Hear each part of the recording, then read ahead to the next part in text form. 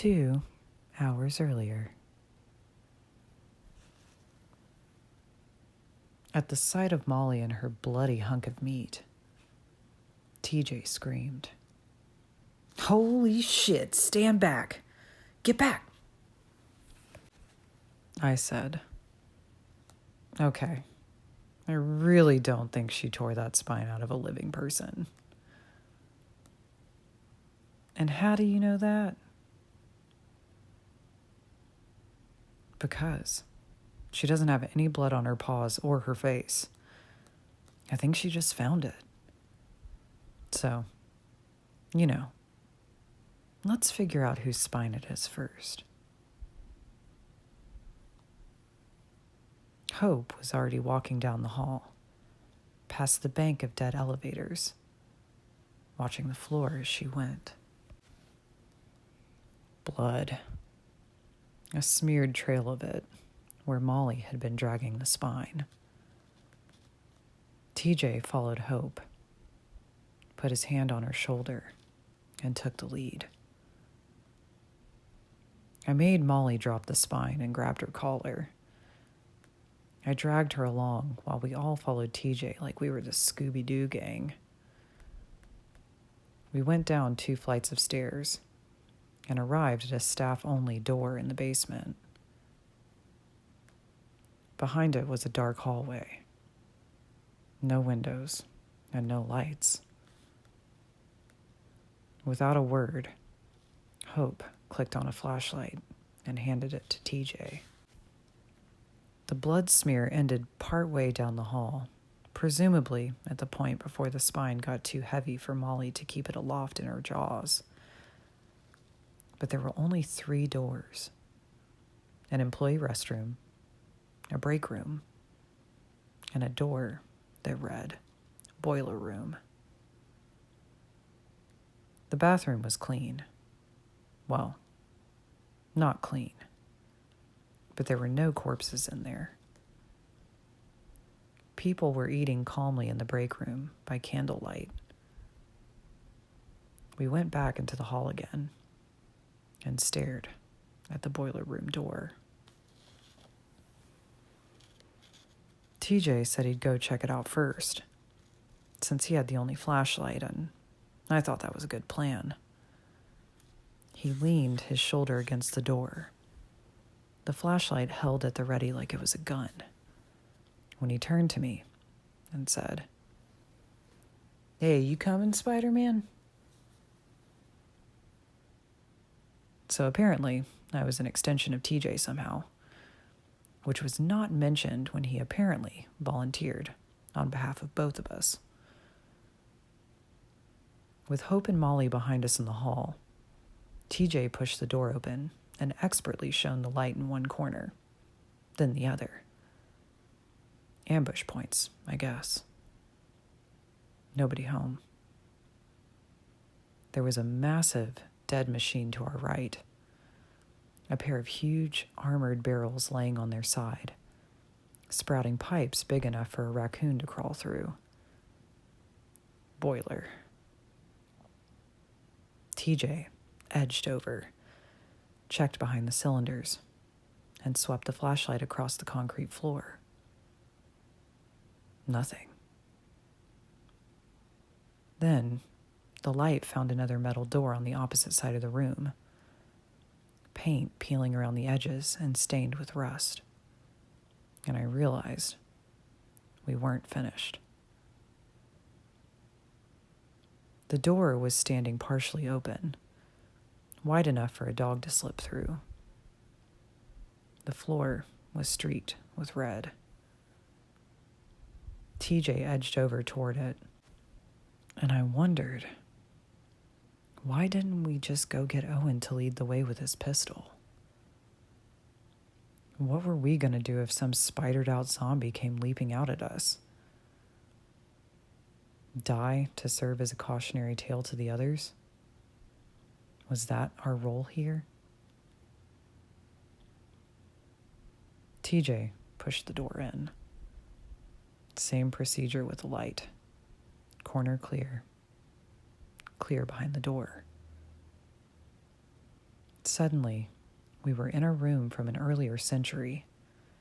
Exposed bricks on every wall, black with grime and patched with cobwebs. A remnant of the original building, buried by multiple renovations.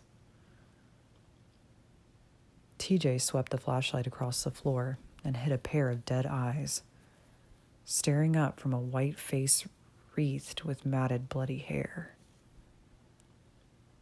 A woman, middle-aged. Her torso was still wearing a green jumpsuit, but everything from her ribcage down was white bone draped with shredded crimson ribbons. Shit. That's Rhonda. Okay. And who's the other one? TJ hadn't noticed the other body yet, but I pointed and he found it with the light, face down next to the far wall. It was a guy who looked like his ass had been blown out with a grenade. His abdomen had a flat, deflated shape, disemboweled from the back end. Spine was missing. TJ sighed and said,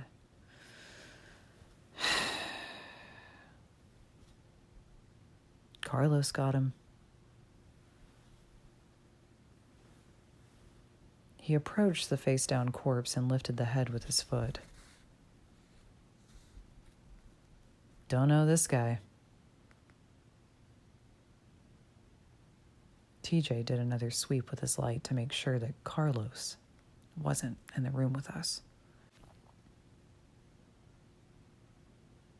I said, who is Carlos, by the way? Other than the monster who eats people's assholes. TJ shrugged. Don't know him in any other capacity. Suave little Latino dude. We identified him as infected, but he didn't show any signs and he didn't seem to know. So we didn't tell him. Then, one day, no warning, he transforms right in front of us. Like Optimus Prime if he was made of meat. Turns into this wicked corkscrew worm and digs into the dirt. Comes up when he gets hungry. Or when somebody sits down. Look. I followed the beam to a hole in the back wall, large enough for a man to crawl through. A pile of bricks scattered on the floor below. TJ approached it, and I said, Hey, let me get Owen. This operation needs a gun. You're going to want to see this. Check it.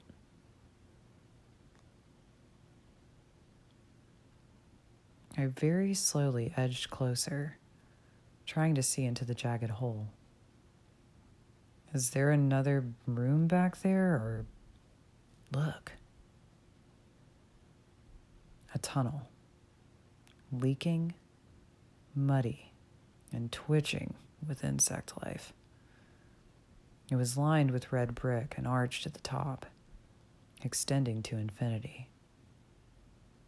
It was maybe 5 feet wide and high, but much of that space was filled with ancient, rusting iron pipes that ran along the walls. He said, Old steam tunnel to service another building. What other building? Dunno.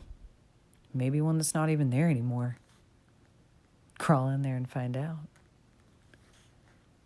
No, thanks. We know it ends past the perimeter, though. And outside where anybody patrols. Man or robot.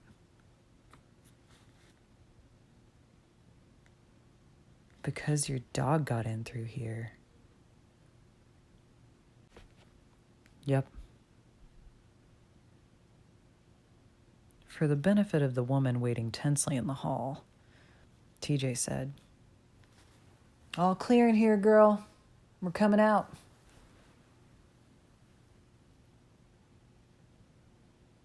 I headed for the door and said, "Am I allowed to call a quarantine-wide meeting? Or is Owen the only one that gets to do that?" "Well, now wait. Why does this need a meeting?" I stopped to face TJ just short of the door to the hallway. I lowered my voice and said, "To see who all wants to try to escape from this freaking prison? You want everybody to know about this?" "Why wouldn't I? Even the Reds?" "I don't think the color teams mean anything outside these fences, TJ. I'm not talking about that. I'm talking about taking 150 or so high-risk patients out of quarantine."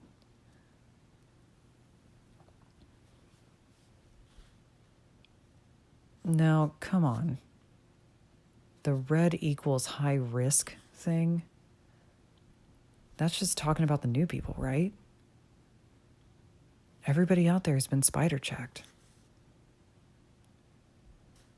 Owen hasn't. A lot of people haven't. They had you check all the new arrivals, but a lot of people got grandfathered in because when we suggested a check of everybody, Owen started waving his gun around. But if they haven't, monstered out by now, then we know they're not. You sure about that? We got no idea when Carlos got infected. The girl you almost missed, she was walking around like you and me, parasite and all, for a week or so. Isn't that what she said? How many more like her could we have in here? Think about that. You lead somebody outside these gates, you're responsible for whatever they may do once they're out. But if I leave uninfected people behind and they get incinerated if the Air Force nukes this place, then I'm also responsible. That's right. God damn it, TJ. Listen, let's say you're right. Let's say they intend to turn this whole facility into a crater. What that means is somebody's got to get them to change their mind about that. Whoever gets out of here, the first thing they got to do is get the word out to the chain of command that there's innocent people in quarantine, uninfected.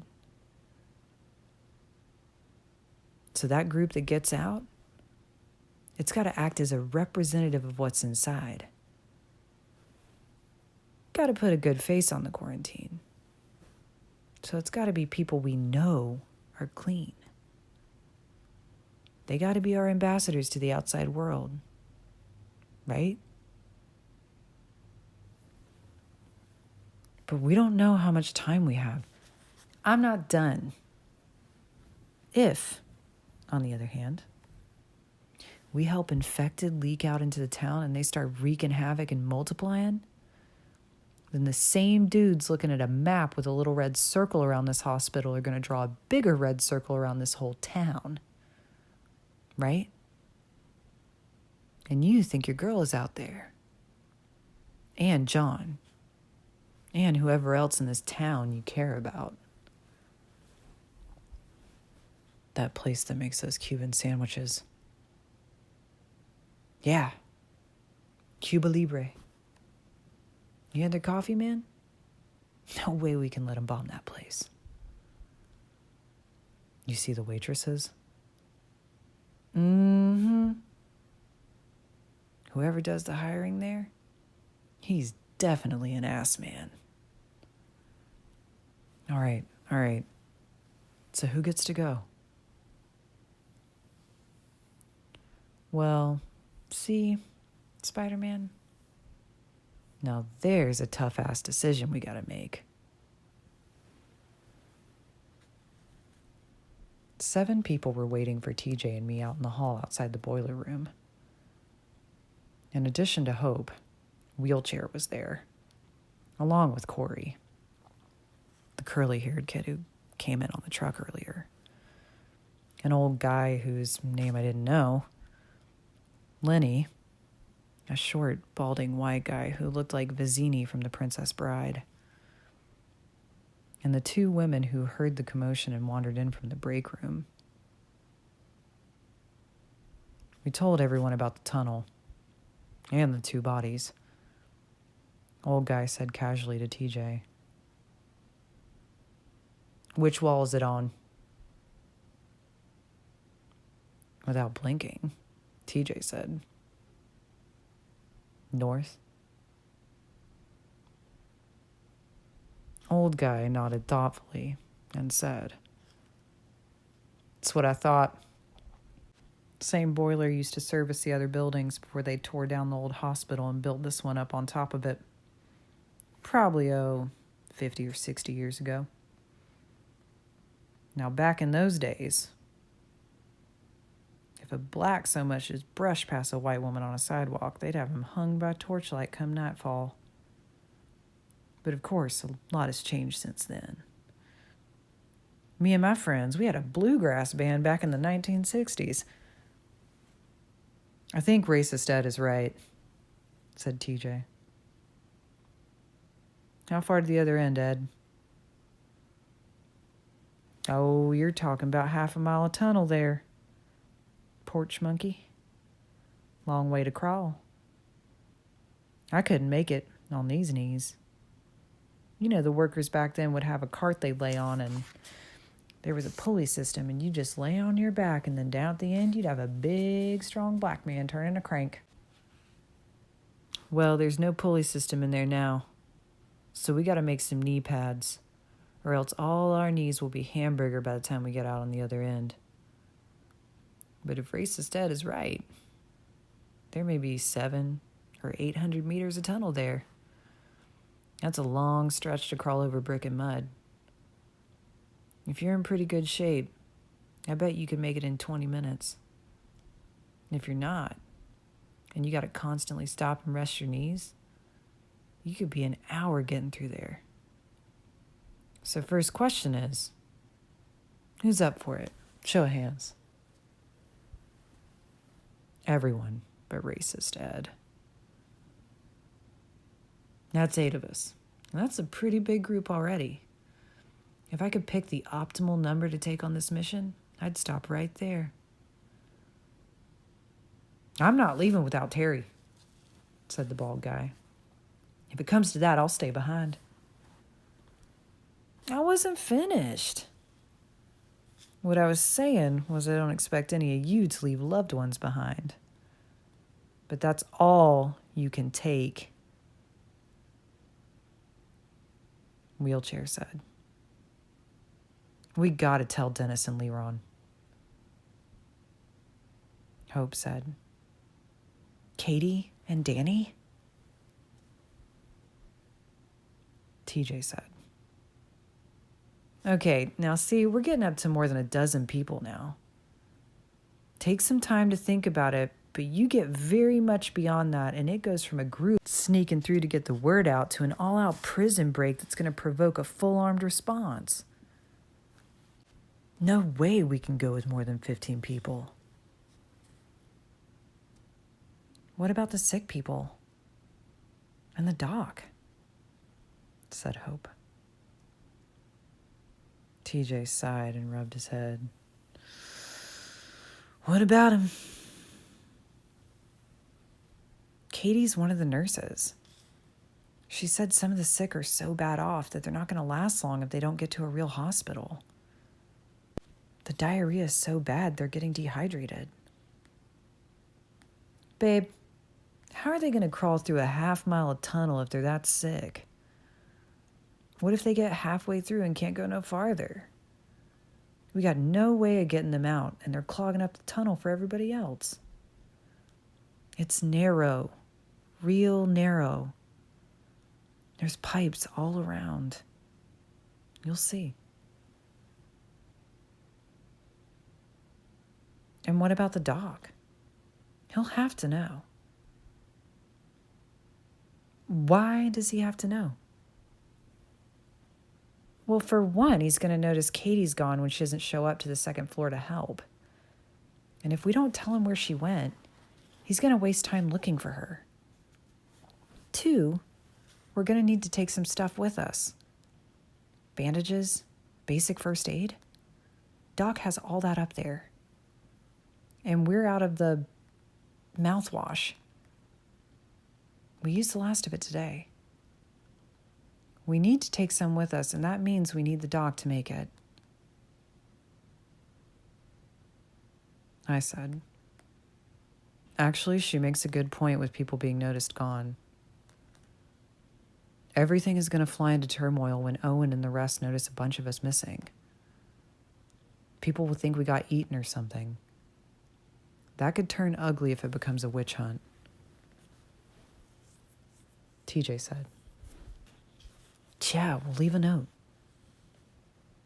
Saying what? I'll think of something. Fuck, man. Look, we come back and we meet out in the hall in 1 hour. Hope, go get Katie and tell her that if they have sick people up there who can't last a single more day, but are still somehow capable of crawling for half a mile through the freezing mud, then we'll take them.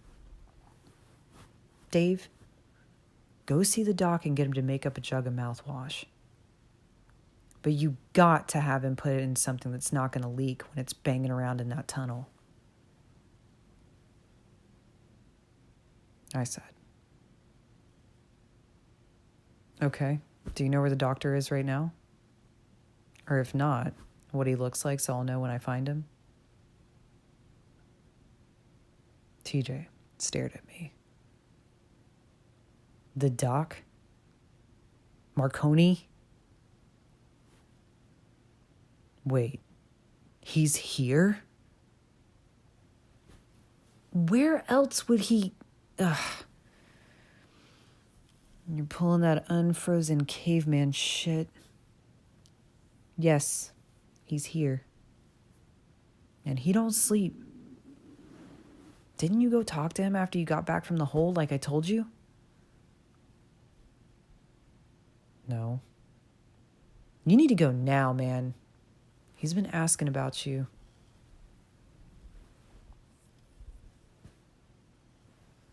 The situation is much worse than I had thought,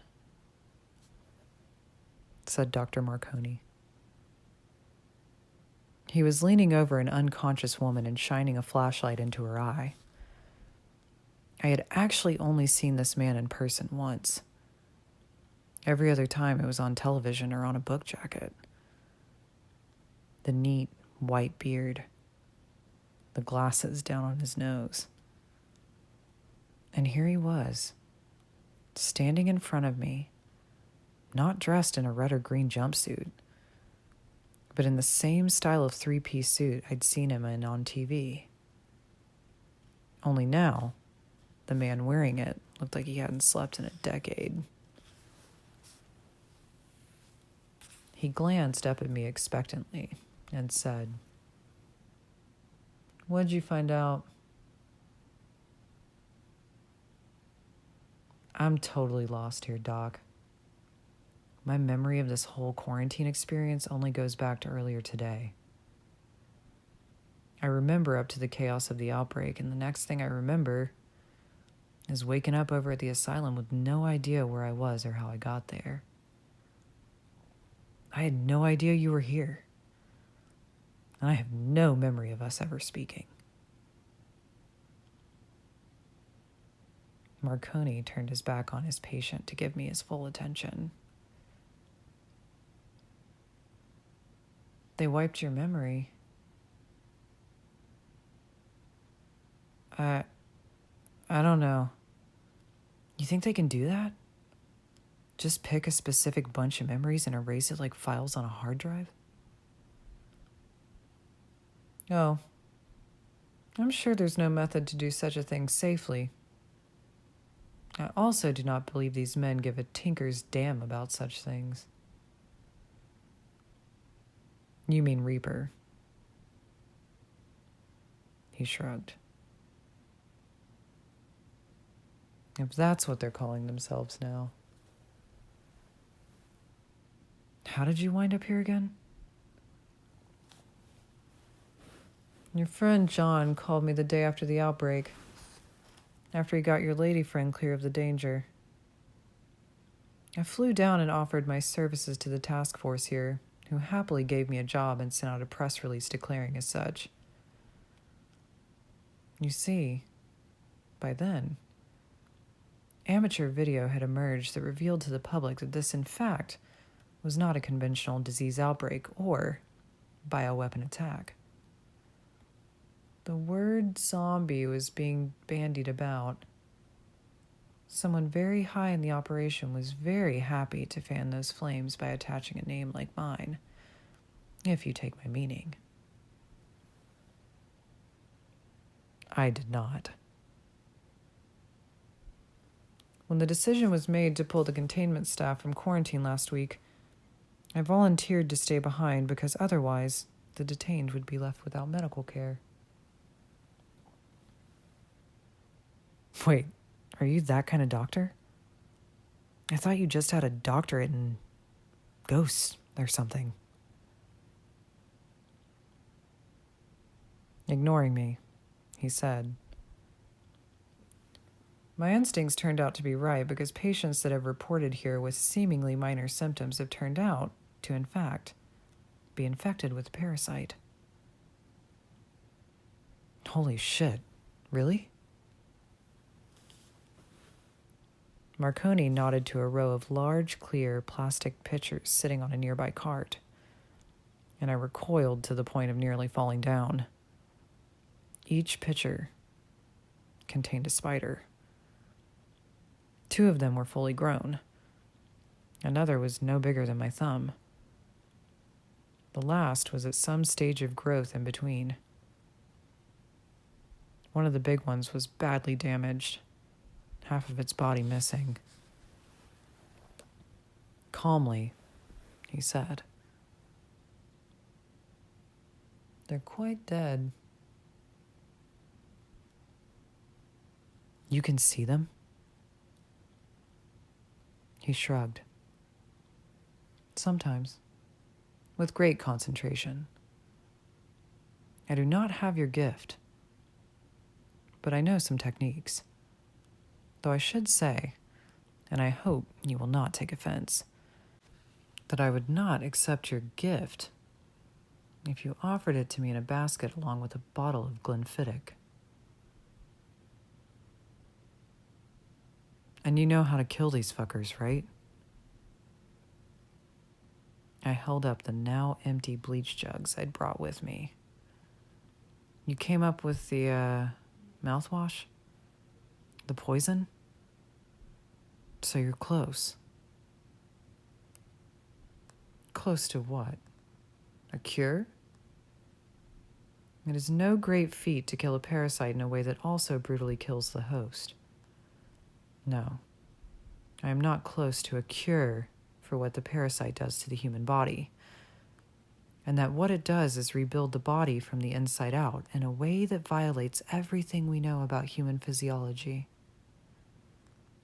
At this stage, I'm simply trying to perfect a way to detect infection.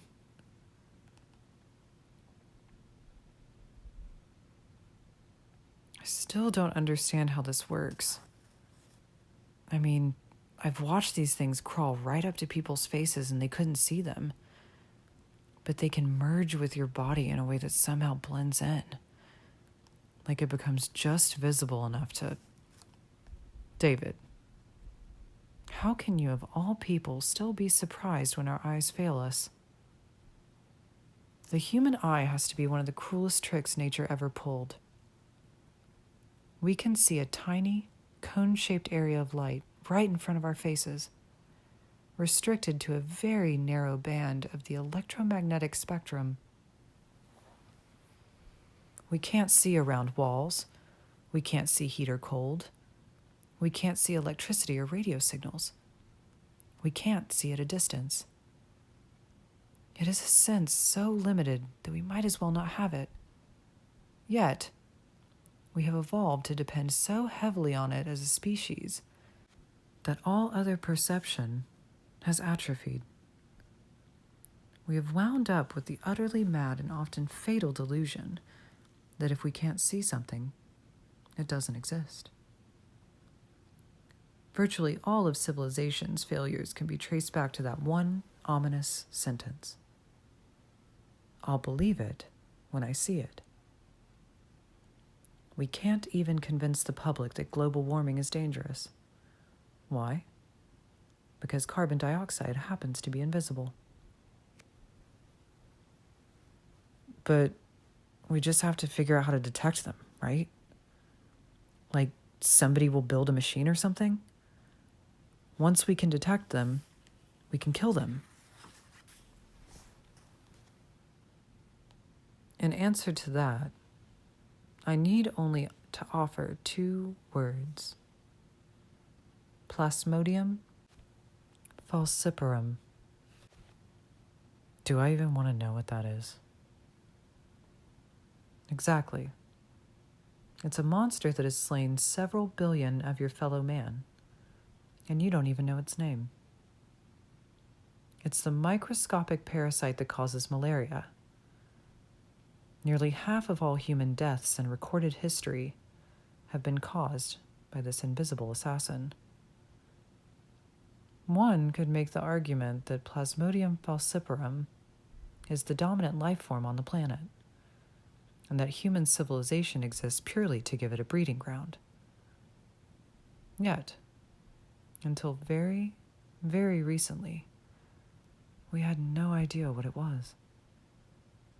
We blamed witchcraft and evil spirits and angry gods. We prayed and performed ceremonies and ritually murdered those we believed were responsible. And meanwhile, we died. And died. And died. Yet, to this day, you could have Plasmodium falciparum on your hands right now, and you wouldn't know. Because, after all, if you can't see it, surely it can't hurt you. Marconi strode out of the room and said, "Follow me." He walked me down the hall and showed me where 6 rooms were occupied with a total of 9 unconscious patients. Our flu patients started showing up 48 hours ago with uncontrollable diarrhea. I have a feeling if we still had power to the MRI, we'd find some nasty changes going on inside. Or maybe not. Maybe you have to wait until transformation for that. Jesus Christ, they're infected? This is what I wanted to tell you. Several of them passed your mouth inspection upon arrival. It turns out there is more than one way for the parasite to enter the body. How do they... Did you hear the part about the diarrhea? Oh. Jesus. Yes. And you're just keeping them up here? With the sick people? They could spider out at any time. I don't think so. The propofol seems to shut down the process. You see that we have them strapped to the beds as well. It's the best we can do under the circumstances. When the sedative runs out in a few days, well, We'll have a decision to make. What decision? Kill the fuckers, Doc, before they get loose. He said nothing. I said, I can get you out of quarantine, and I mean right now. We found a way out. You did. Old steam tunnel in the basement. Reaper, or whoever, didn't know about it because it had been bricked up. Leads right past the perimeter. We're keeping it quiet, but if you want to go, come with me.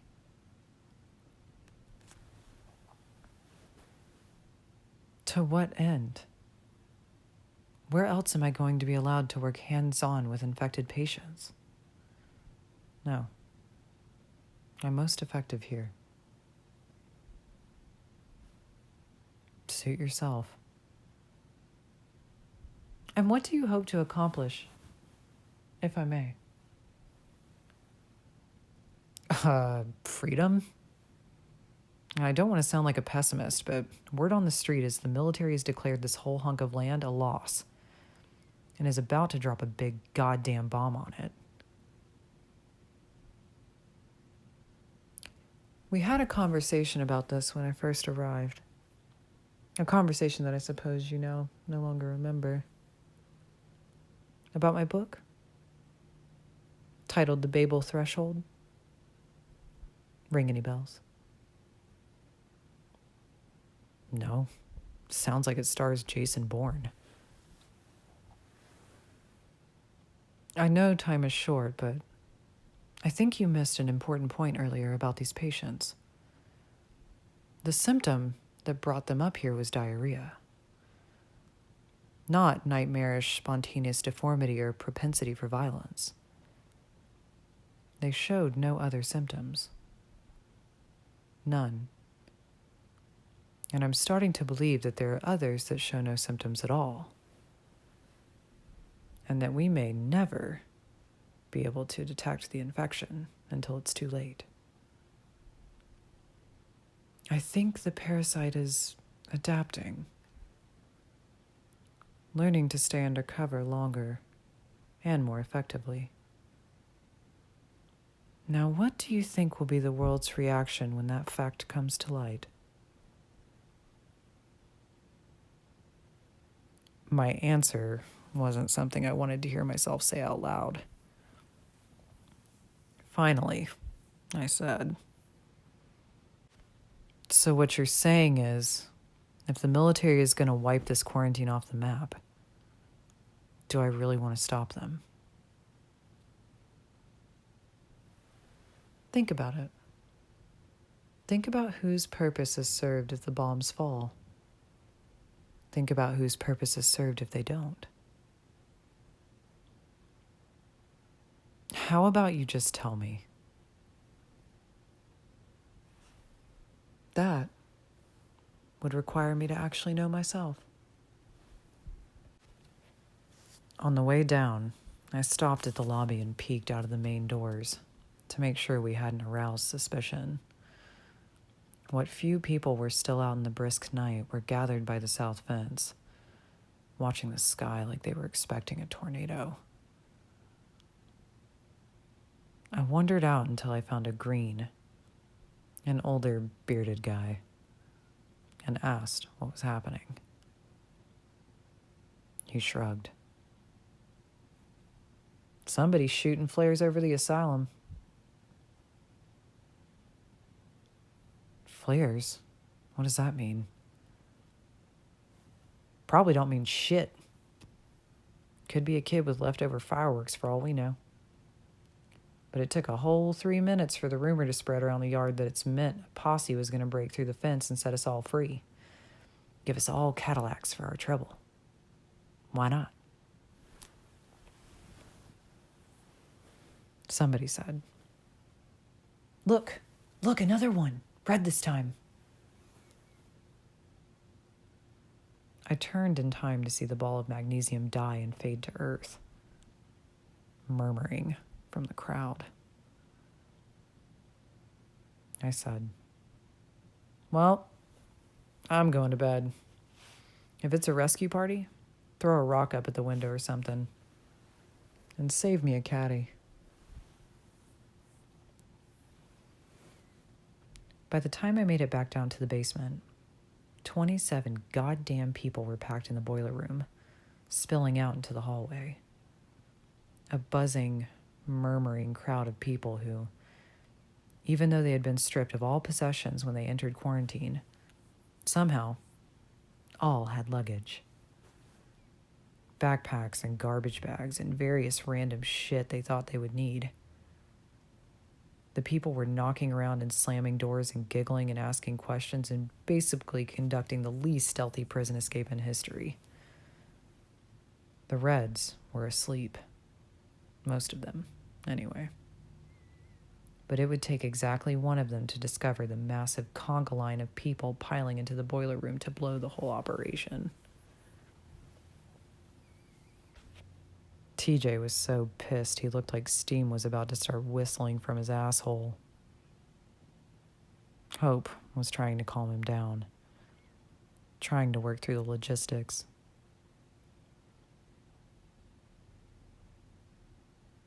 What about the knee pads, huh? He said, wrapping electrician's tape around the caps of the 2 jugs of the binary chemical mouthwash. I suppose we came up with knee pads for 2 or 3 dozen people in the last half hour? No, but we have duct tape, said Hope, reassuringly. All people gotta do is take off their shoes and tape them to their knees. You know, like Dorf. Like who? It works, all right? Katie and I did it and crawled around the floor from one end of the hall and back again. It's going to be fine. Well, then that's one of our 900 problems solved. To me, he said. If we were smart, we would send one guy through by himself to make sure the path is even fucking open. Or that Carlos isn't waiting at the other end. They'd crawl through with the flashlight and signal back that the coast was clear. So if there's a problem, we don't got to turn this whole ridiculous human centipede around. But we can't fucking do that, because we'd have this huge noisy crowd of people standing out here for an hour, waiting to get caught. It's only gonna last until somebody else stumbles across the tunnel anyway. He shook his head. Racist Ed is staying behind. Once the last person is through, he's going to stack up some of them cardboard boxes in front of the hole.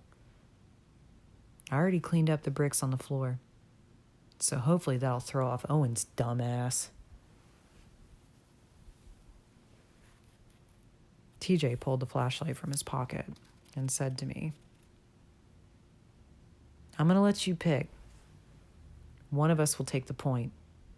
The other stays behind and goes in last. The point man is the first to get to freedom, but he's also going to be the first to meet any bad news that might be waiting up there. Last guy has the easiest escape should things go wrong, but also has to spend the most time back here waiting for the stragglers to work through their bullshit. Guess it's a matter of how optimistic you are. No, it's not. You're in better shape than me. We don't need the whole train to be waiting for me to catch my breath. You go first. And you've seen enough horror movies to know the black dude don't ever make it to the end. We all appreciate your sacrifice, TJ. Fuck you. He laughed. So did I. TJ tied a bandana around his head, Tupac style, and wedged the flashlight in it above his ear, so it'd work like a coal miner's headlamp. He clicked it, shook my hand, and climbed into the tunnel. I said. See you on the other side, TJ. Hope followed him in. Then Corey. It was on.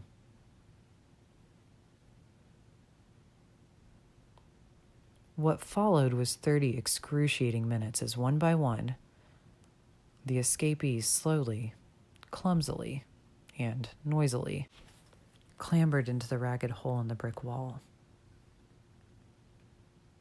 I went around the boiler room, telling people to quiet down, explaining the knee shoe process, and waiting for a red jumpsuit to throw open the boiler room door and ask us what the hell we were doing. One by one, they went through. The crowd in the boiler room got more and more sparse. As we drew closer and closer to the "holy shit, this is actually going to work" mark, the knot in my stomach pulled itself tighter and tighter. So close. Then there were only 5 people left. That worked its way down to 2. An older woman who, in my opinion, had no business attempting the crawl. What would I do if we got halfway through and she told me she needed to go back? And a suave-looking dude who looked like Mark Anthony, the Latin pop singer. Racist Ed was standing guard in the hall, and I was supposed to knock twice on the door once I saw the last person go through. He'd wait a few minutes, then come in and cover up the tunnel. The last pair of shoes disappeared into the bricks, and the boiler room had finally disgorged its contents into the tunnel. Was TJ out the other end by now? Surely the fact that we hadn't heard anything was a good sign. Surely. Hurrying, I knocked lightly on the hallway door and quickly jogged back across the room to the tunnel. I put my hands on the edge of the hole. Whoa. Dark in here. I couldn't see the last guy who went in, and there was no sign of TJ's bobbing flashlight up ahead.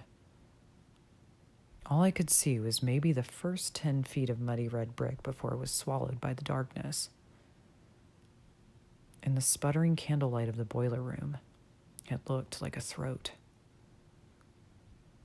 I could faintly hear the hard breathing and scraping of the crawling refugees ahead, the sound fading in the distance. I had a flashback to the dark hallway in the dungeon when I was heading for the elevator. The wet, dragging sound. Walt.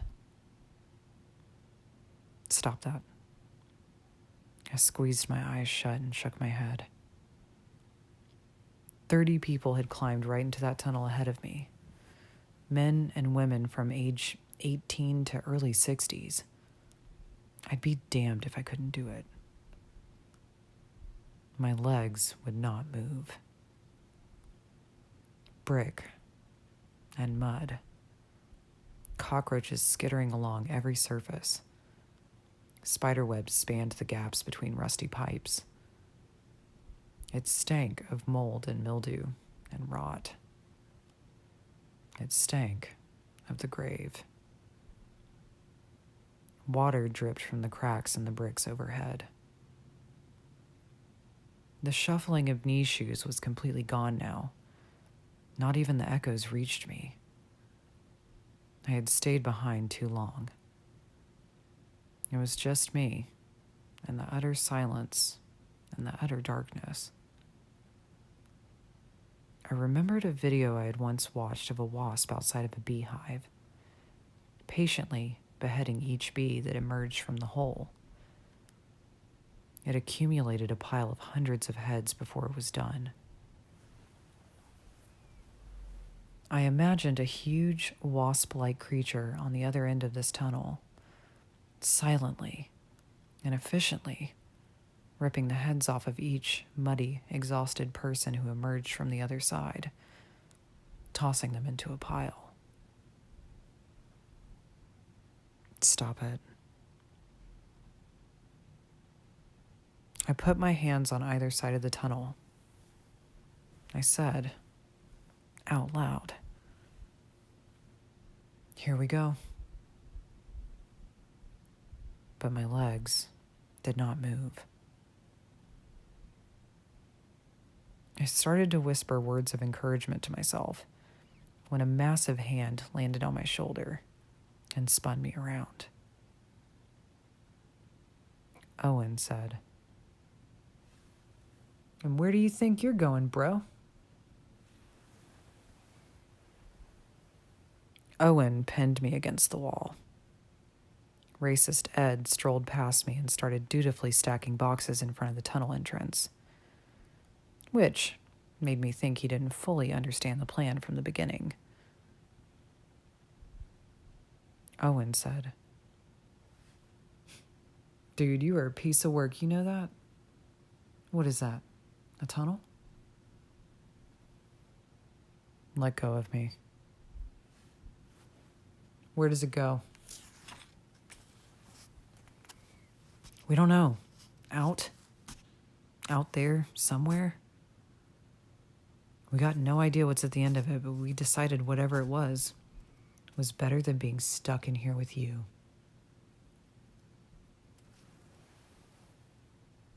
"How many people went in?" "Fuck you." He slammed me against the wall. "How many?" "About 30. 30? And you had no idea what's at the other end? Nobody scouted it first? Nobody crawled through to make sure it was even open at the other end?" We didn't have time. Right. You didn't have time because you were afraid of being discovered. Because you had to keep this your little secret." Racist Ed casually said, "Well, I know where it goes. It runs right out to the old asylum." We both turned toward him. I said, "You mean the..." I was interrupted by echoes of gunshots cracking through the tunnel. Gunshots and screams. Faintly from the other end, I heard an unfamiliar voice scream, "They're coming out of the walls! They're coming out of the fucking walls!"